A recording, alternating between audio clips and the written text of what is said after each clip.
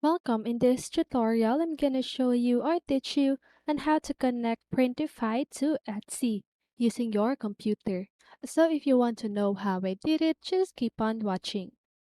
So first of all, you need to make sure that you are logged in on Printify and also in Etsy, okay?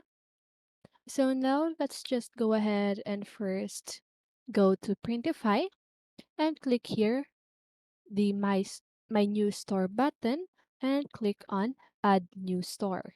Okay, so now when you click on add new store, just go ahead and click on Etsy here at the middle part of your screen. So now as you can see, there's this application that you need to grant. So now just go ahead and click on grant access. Okay, so let's just wait. And now as you can see, it says you connected a Etsy store. Check out this article on how to start selling. Okay, so that's it. That is how you connect your Printify and Etsy account using your computer.